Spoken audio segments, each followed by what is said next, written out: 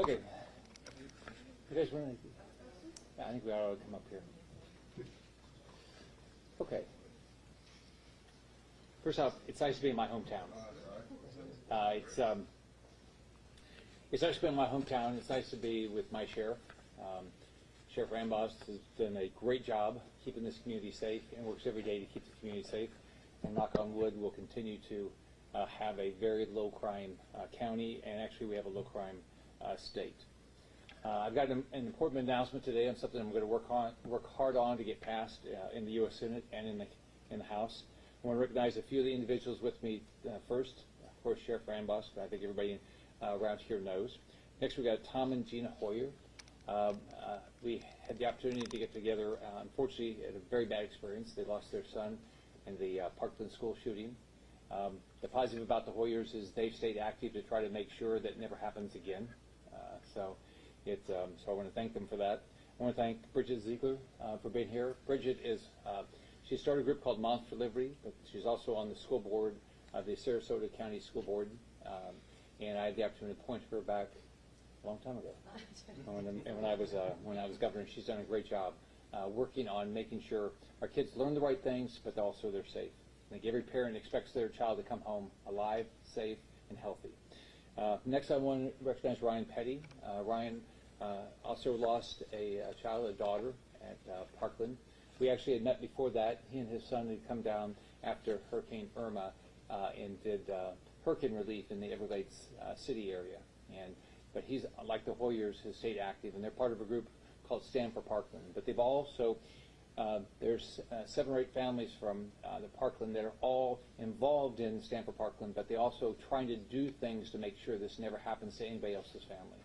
So you have to admire people that do this after a horrible tragedy for their family, which I don't think any of us can imagine happening.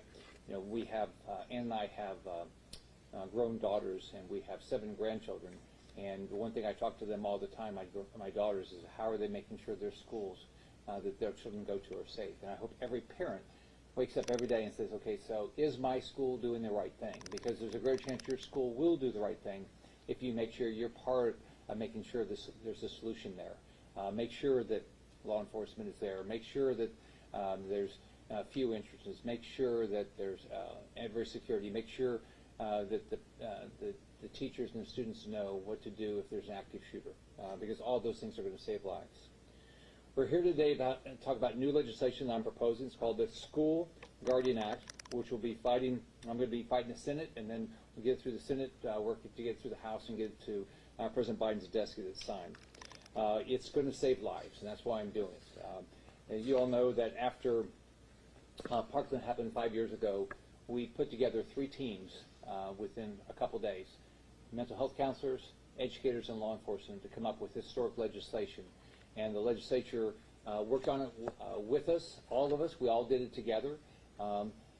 Parents that lost their loved ones at Parkland were part of this, and we got historic school legislation done. None of us want anything like this to happen again anywhere in this country, for sure in our hometown. We knew we had to do something significant. We had to make significant change if we want a different result, and that's what we did in Florida. As a result of these working groups was that we passed the Marjorie Stoneman Douglas High School Public Safety Act, which, among things, we made sure that in every public school in Florida there was going to be a law enforcement officer.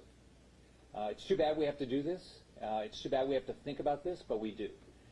And so Sheriff can tell you stories about how he's helped prevent school shootings because of the legislation we've passed. But there will be an armed police officer, a sheriff's deputy, or an individual who's completed the rigorous training produced through the Guardian program at all these schools. These brave public servants are in our schools to keep our kids and teachers safe. Everybody in that school ought to be safe. And when you hear about a school shooting around the country, and you see how people acted, it's remarkable, the law enforcement goes in, but also the people at the school that keep these kids safe. But we also know it's not just public schools that are at risk. We just saw this in the shooting in Nashville the other day, and your heart goes out to those. And there, I actually lived close to where that school was at one time. Also, when I was governor, our Jewish schools were getting threats. So our Jewish day schools were getting threats. So I worked with the legislature, and we put up historic legislation and funding to help get our Jewish schools safe. But the truth is, every school is going to need law enforcement. We've got to make sure all schools are safe. Protecting our kids, it should be partisan. Republican, Democrat, Independent, every kid ought to be protected. Every parent ought to know their kid's safe. I don't think we should do anything to have a partisan fight over this. What we did in our legislation in Florida, Republicans and Democrats came together to pass that. It wasn't partisan at all. This is about, of course, saving lives. Now, and that's a new legislation, and it's going to put a armed force, law enforcement in every school, every single school across the country. It's common sense. It's going to save lives. Now, this is historic legislation, and the way we're going to get the funding for this is the IRS money, the money that was put in, $70 billion for IRS agents. We don't need them. Look around the country. We don't need those IRS agents. What we need is more law enforcement agents. We need more law enforcement across the country. So I'm proud that we stand with Parkland. The parents from Parkland support this. I'm also proud that the Florida Sheriff's Association supports this, and the Florida Police Chiefs Association. I'm going to work across the aisle with Republicans, with Democrats and Republicans, and in the House to get this passed. So with this, I want to recognize next Sheriff Rambos to talk about the importance of this type of legislation and the importance of having law enforcement in the schools. Thank you, Senator Scott. Thank you for being here this morning and introducing this type of legislation for school safety. Most importantly, I'd like to recognize and extend my condolences to our guests from Parkland that are with us here today, and all families who have lost lives to school shooting. This is a senseless and unimaginable loss that no one should experience. I can tell you, as a sheriff of Collier County, and all my fellow sheriffs have made a commitment to make school safety our priorities.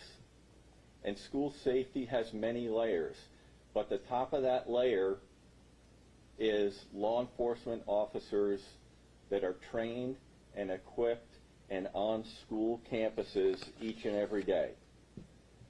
That's why this legislation is so tremendously important and a benefit to those communities throughout our state and our nation who may not have the resources to accomplish it without financial assistance. Because when it comes to school safety, there's no substitute for having a law enforcement officer on a school campus, armed, trained, and committed to stop a threat. Thank you very much, Senator.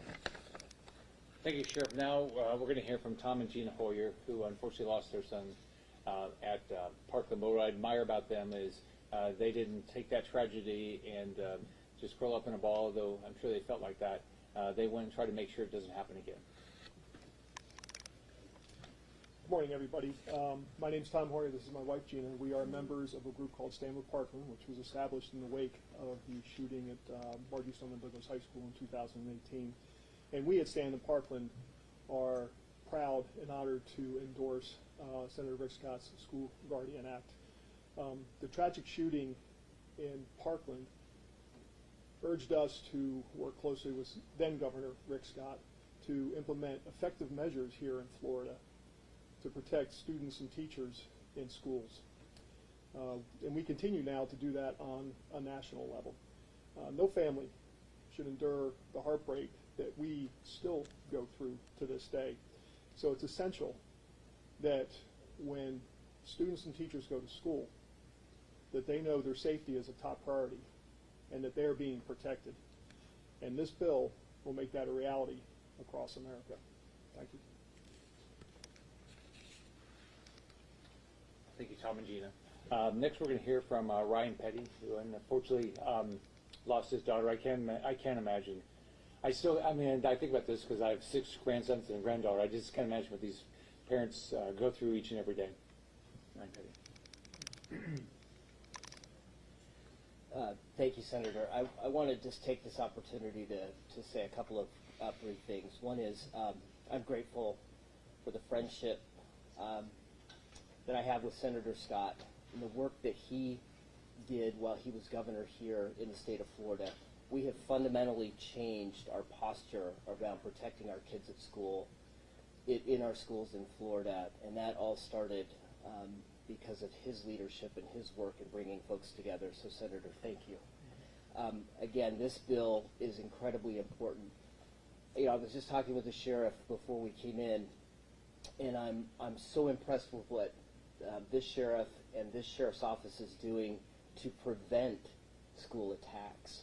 But if we can't prevent them, then we know having an armed response on campus is the fastest way to stop the killing, to stop these attacks from happening. So I am proud to stand here and support this legislation. This is what's needed in every one of our schools. We need to be able to protect our kids. Nothing we teach them in that classroom matters if they don't make it home. Thank you. Next, we're going to hear from Bridget Ziegler. Thank you, and thank you to Senator Scott for his leadership. As a school board member, when the tragedy at Parkland happened in Sarasota County, I was tasked with every other school board across the state to quickly answer those questions on what to do. I've had the honor to know Ryan Petty and many of the other Parkland families who took a tragedy like that to deploy action and focus, and I thank you guys for that. You know, it is, as a mother of 3 young children, it's a tragedy to think about every day when you kiss your child to school, go to school, that there is this element in your mind thinking about them, but they may not come back. So again, with Senator Scott's leadership, I do believe every single school across this country should have the resources and support to protect our children, engage our families so that they know what's happening in their schools. As Senator Scott said before, that plays a pivotal role, so I encourage families to get involved and understand so they see how they can help. All of these things are deterrence and involvement to keep our children safe, and there's no more important asset and treasure in this country than our future of our children. Thank you. You know, I think everybody up here either responded to what happened after Parkland or unfortunately was directly impacted because of their family, but the legislation we passed actually is very historic legislation that you know, if we can figure out how to do this around the country, and part of it is a law enforcement, that's what this bill will do around, you know, all of our schools around the country, but we all have to be very active. And as Ryan Petty said, is we've got to figure out how to make sure this doesn't happen in the first place. And then we got to make sure we do what the sheriff and our sheriffs have done and police chiefs have done, is make sure that the law enforcement is at our schools is clearly trained to be able to respond. And when they do, as you can see in what happened in Nashville, they do the right thing. So we can answer any questions anybody has. How many school districts, you know, in the state or areas are lacking law enforcement in schools, as you were mentioning? Say it again, please. How many school districts, you know, across the state are lacking law enforcement that need, you know, this type of funding? In Florida, every school district should have the resources. Here's when and Sheriff, you might want to talk about this a little bit, but when we passed the legislation after the Parkland shooting, some schools already had law enforcement, and some of that was being funded by the school districts, and some of that was being funded by the sheriff's department. I think even some was by the police departments. So what we did is we put up the resources to make sure every school had the resources. So today in Florida, every school has the funding and should have a law enforcement officer there. I don't know if you want to talk about this county in particular. Yeah, and the senator is absolutely correct because he implemented it. So the rest of us in the state made sure that we had the proper staffing involved. There's an option for a guardian element for a community that may not have it, but one way or the other, there is a gun-carrying law enforcement officer or law enforcement trained person in the state of Florida. But other communities throughout the nation do not have the resources that our governor and our state gave us, and this will help to change that. Ryan, you want to talk about how you're on the board, Ryan's on the board of education for the state. You want to talk about how you made sure it was implemented? Because you guys went through the process to make sure the law was implemented. We did, yeah. So we've had, I have the opportunity to sit on the State Board of Education, and I've taken particular interest in the Office of Safe Schools that was created because of the legislation that then Governor Scott put forward. We now have, as the sheriff has said and as the senator said, there is an armed individual on every campus in every public school in the state of Florida. And that law enforcement officer or that guardian is there for the purpose of protecting the kids in that school and the staff in that school. What we do at the State Board of Education is through a process of reporting. Each district then reports into the State Department of Education and lets us know what's going on in their individual schools. We know that we have, they report in on the fact that there is armed security present on the campus, and also they report in through a process called Cessor that Bridget will be familiar with, report in on the number of incidents of violence and discipline that go on in each of our schools. So we have, and that's done on a monthly basis now. That's brand new. It used to be done at the end of the school year. It's now done on a monthly basis. So we have an opportunity to see problems as they're developing and take action within the school year to protect our students in our schools. Bridget, do you want to talk about how you implemented it? Yeah.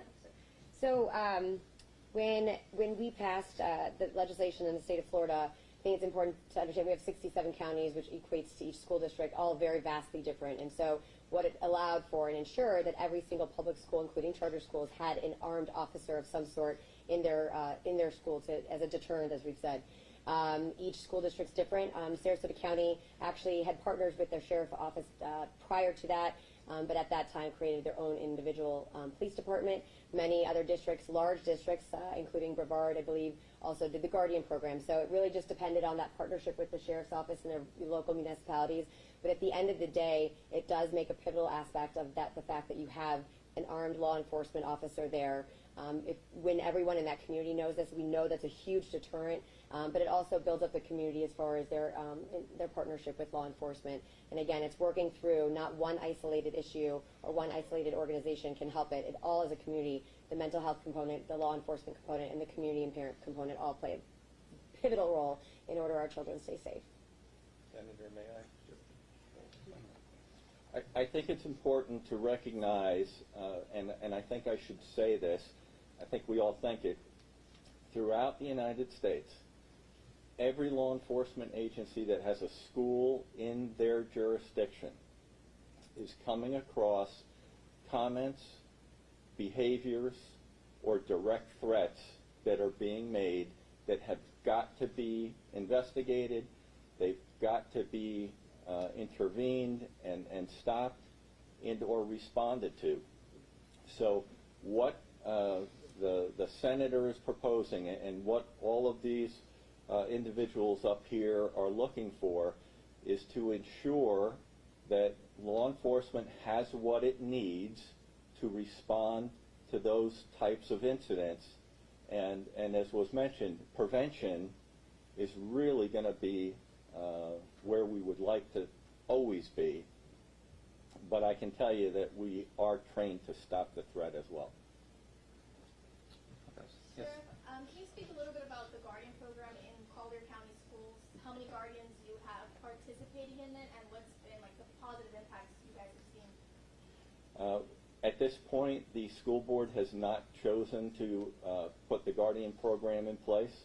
I can tell you that we have, since the beginning, put a sworn law enforcement officer in, which, if I have my choice, that's who I would prefer to see at that location. But if the school board were to change its mind, we have in place the training curriculum, and we will be able to train and implement should they decide to do that. Yes, sir. Senator, we've seen things up in Lee County, like the possibility of metal detectors and other portions of prevention. Are those things that you guys are looking at in terms of this bill as well? This is for law enforcement. So what was happening in the state before? The state had allocated a certain amount of money for hardening the schools and adding things like that. What we did in the Marjorie Stoneman Douglas bill is we put additional resources in to be used for things like metal detectors, one entrance, better windows, all those things. But then it's what the school board would make those choices. And the goal was to make those choices with law enforcement, because it has to be a partnership. What else? We saw in recent years that, especially after the pandemic, weapons in schools have, risen significantly. How will this, this type of program deter that, slow that down, reverse that trend?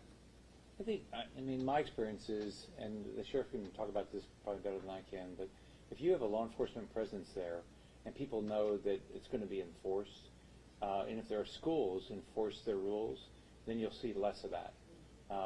But unfortunately, there's people that are going to do the wrong thing. Some people are going to do the wrong thing without evil intent. But if you have the right leadership at the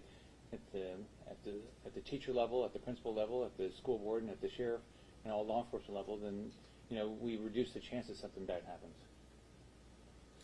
The only thing I would add to that is, the presence of law enforcement certainly has some deterrent effect, but I'll tell you, training, both tactically and then interrelationship-wise, which is where we started 40 years ago in this community, they build relationships with each one of our young people in our school system.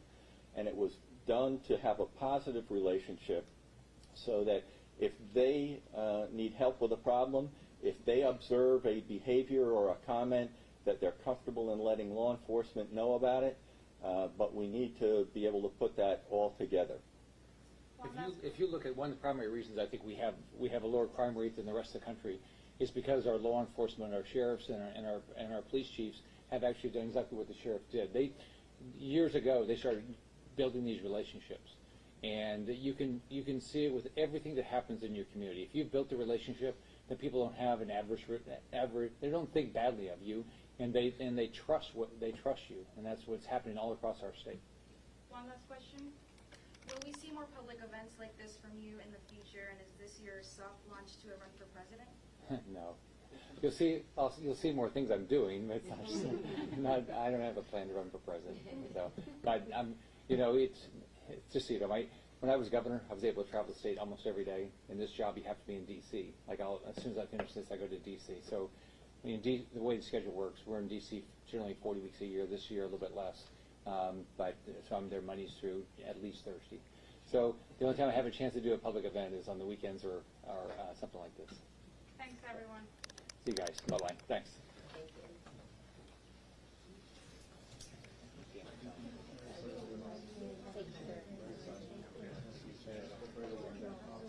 you.